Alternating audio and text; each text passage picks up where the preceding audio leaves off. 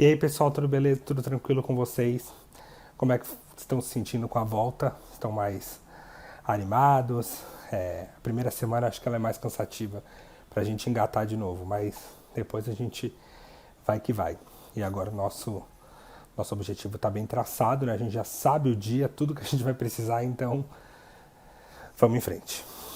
Continuando na coesão, como prometido para vocês, a gente vai entrar hoje na coesão referencial.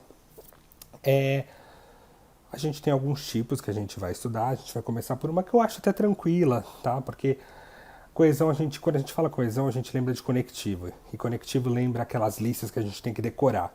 Não decorar, mas pelo menos saber alguns, né? Para a frase fazer sentido, ter coerência, o texto e tudo mais. A coesão referencial, ela não tem muito isso de decoreba, então eu gosto mais. Ela não tem essa coisa de ter que ficar estudando um monte de palavrinha para onde eu vou colocar um ademais, onde eu vou colocar um a priori, um a posteriori. Não, nesse caso, ela não vem exatamente para isso, ela vem para melhorar o nosso texto de um jeitinho mais legal.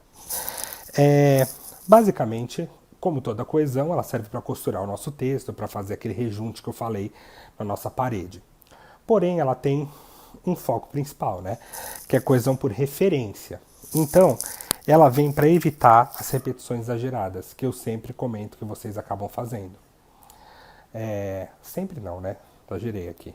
Deu uma hipérbole aqui para vocês. Mas é que vocês acabam colocando, principalmente no texto lá do feminismo, vocês utilizaram muitas vezes a palavra feminismo.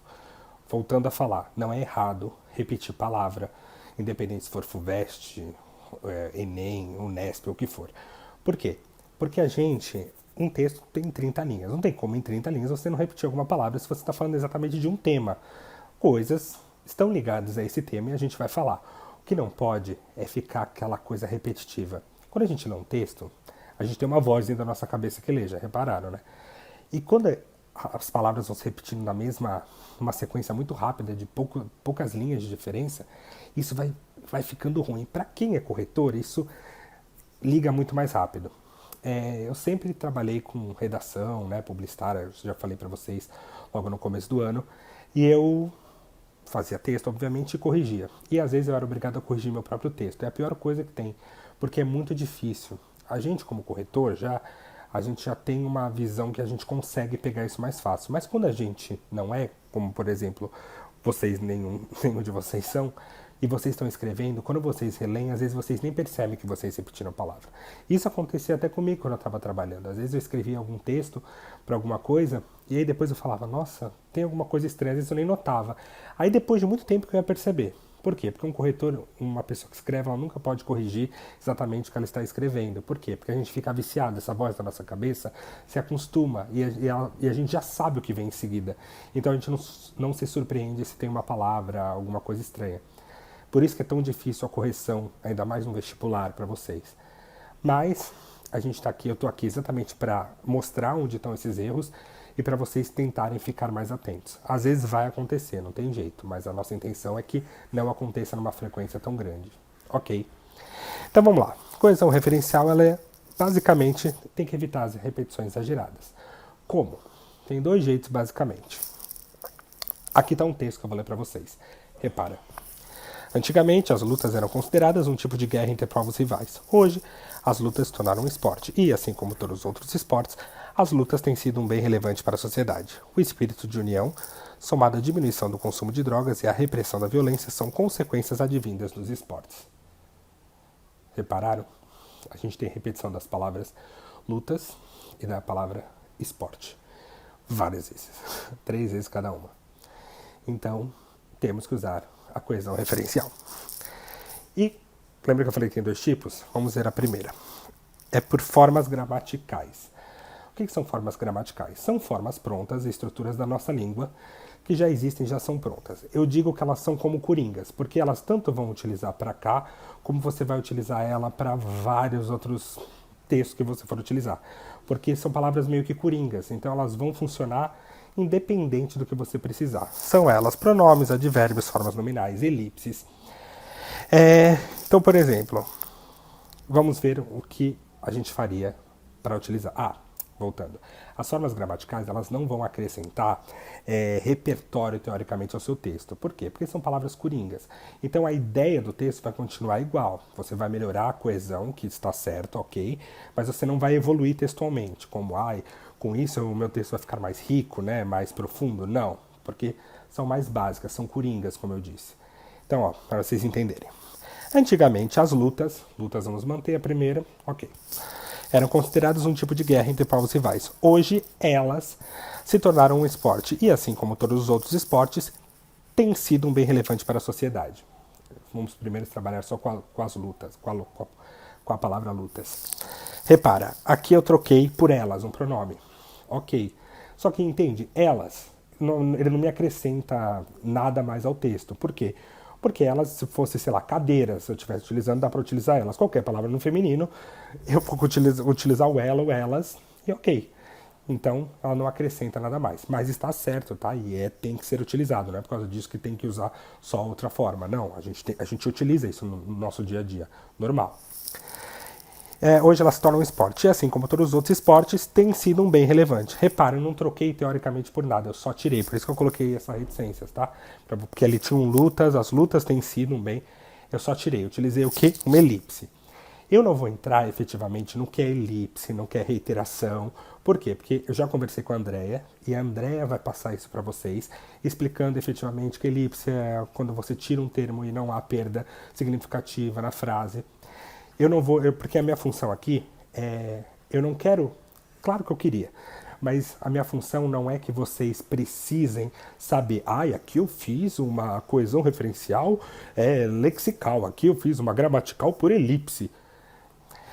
É legal saber? Mas o que eu quero é que vocês consigam trocar. Eu quero que vocês troquem lá a palavra lutas por elas, evitando a repetição, simplesmente. E qual é a forma, se é por pronome, se é por advérbio, seja lá o que for, não interessa pra gente. Vai interessar isso no exercício, mas isso a Andrea vai entrar e vai aprofundar. Comigo eu só quero que vocês consigam fazer. Não precisa saber como está sendo feito, mas vocês precisam melhorar o texto, porque a minha função é na redação, minha função não está ligada à gramática, nem linguagem, nada disso. Então, eu quero que vocês entendam que há uma repetição e como eu posso mudá-la. Tem que saber a forma, mas não precisa saber porque vocês não vão ter que na redação colocar lá, ali eu utilizei uma coesão referencial por elipse. Ok, então essa parte mais matéria vai ficar com vocês e o outro vai ficar aqui comigo, ok? Vamos lá.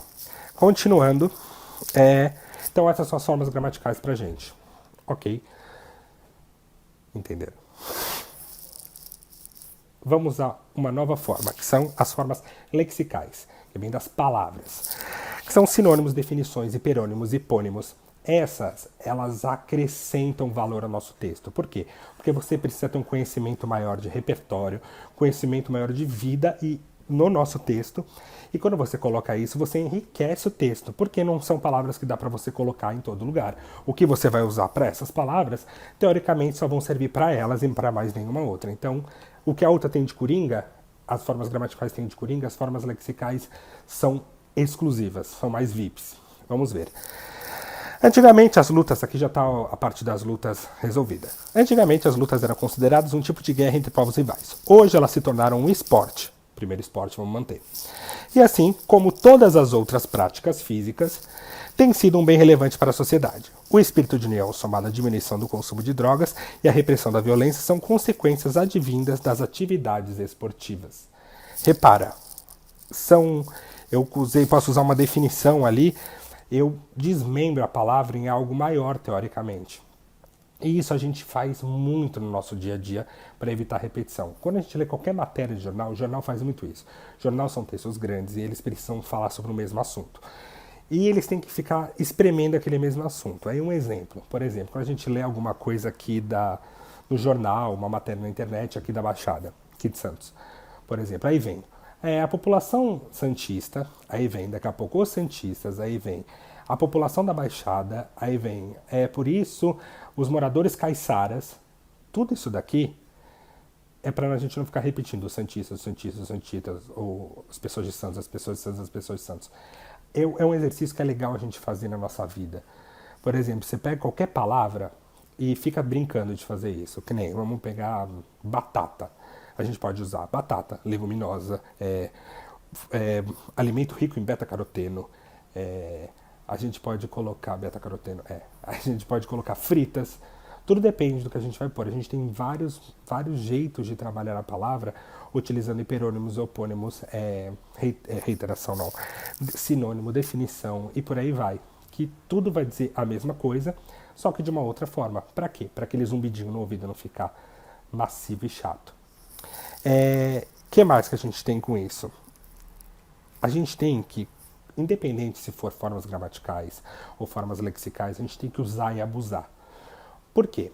Isso vai além só de nota boa na competência ou um texto coeso, claro que isso é o essencial, mas a gente consegue utilizar isso a nosso favor. Porque, por exemplo, se você está com um texto muito grande e está extrapolando linhas e fala, não sei mais para onde eu vou, usa as formas gramaticais. Por quê? Porque repararam que elas são menores?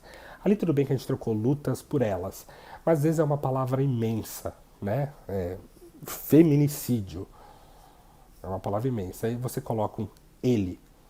Repara, pode parecer bobagem, mas um aqui, você ganha um espaço de 2, 3 palavras.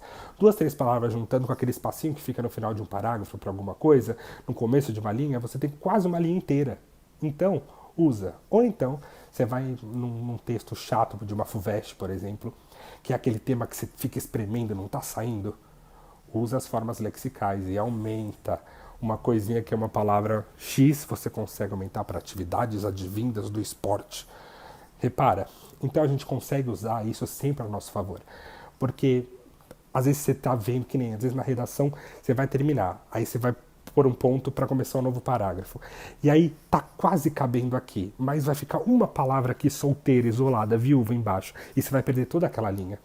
Aí você pensa, aí você já no resumo você já vê, aqui eu consigo trocar essa palavra por elas, por alguma coisa, ou faço uma elipse e tiro essa palavra, e aí você consegue subir, você ganha uma linha inteira para você.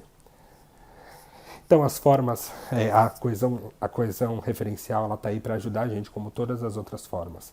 E usa e abusa, gente, porque é muito bom. Eu não vou passar num exercício efetivo disso, eu vou passar uma redação normal. Aí vocês tendem a prestar atenção para isso. Ok. E o nosso exercício, vamos lá. Elabore um texto dissertativo argumentativo nos parâmetros do Enem, com o tema A Importância do SUS para o Brasil. Acho que no momento que a gente está vivendo, o SUS está bem alta, né? Então, e aí existe um ódio, né, na população brasileira, de classe A, B praticamente, do SUS. Parece que as pessoas não querem que as pessoas vivam. E eu quero que vocês trabalhem isso, porque o SUS vai além do postinho de saúde ou do pronto-socorro que atende as pessoas, a população. O SUS está ligado a várias outras partes. E agora, com essa coisa de pandemia, isso tem ficado mais evidente. E no final das contas, quem vai salvar todos nós dessa pandemia, de algum modo, é o SUS. Porque, independente do seu plano de saúde, independente do que for, todo mundo está recorrendo ao SUS porque a gente precisa dele. Então, eu quero que a nossa redação, nos moldes do Enem, vocês falem sobre a importância do SUS para o Brasil. Ok, tudo certo. Me enviem durante a semana, daquele mesmo jeito que a gente sempre conversou. E eu acho que é isso. Até semana que vem e a gente continua a nossa aula. Ok? Com mais coesão para vocês.